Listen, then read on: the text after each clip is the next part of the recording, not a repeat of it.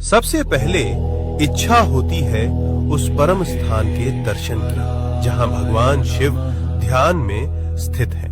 कैलाश पर्वत उनका परम आसन। ये कोई साधारण पर्वत नहीं बल्कि भगवान शिव का साक्षात रूप है।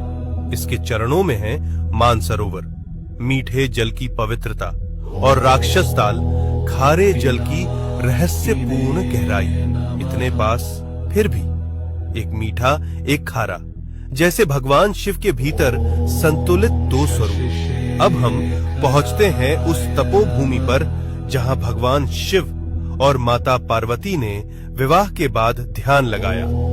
ये है आदि कैलाश, उत्तराखंड के ऊंचे हिमालय में स्थित, जहां आज भी उनकी ध्यान ऊर्जा का कंपन महसूस होता है।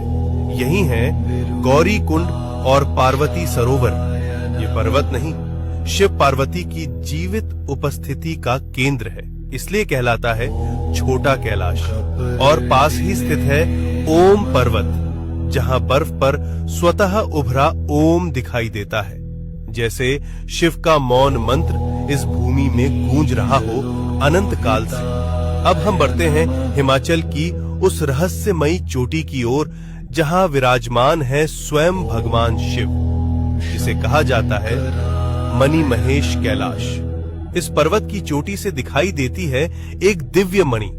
मान्यता है जब भगवान शिव प्रसन्न होते हैं तो ये मणि दिव्य तेज प्रकट करती है, जो भक्तों के जीवन में भर देती है एक दिव्य प्रकाश। इसके चरणों में स्थित है पवित्र मणि महेश झील, जहां हजारों श्रद्धालु हर वर्ष स्नान करते हैं और भगवान शिव का आशीर्वाद प्राप्त करते हैं। अब हम पहुंचते हैं हिमालय की उस ऊंचाई पर जहां की हवा भी हर हर महादेव का जप करती है। ये है श्रीखंड महादेव। यहाँ स्थित है एक भव्य प्राकृतिक शिवलिंग।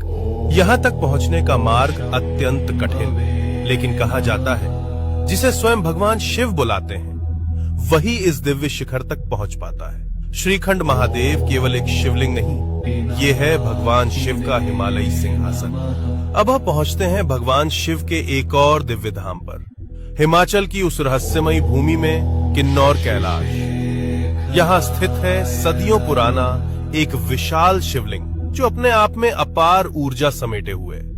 और कहा जाता है यात्रा के दौरान कई भक्तों को ब्रह्म कमल के दर्शन भी हुए। ओम नमः शिवाय।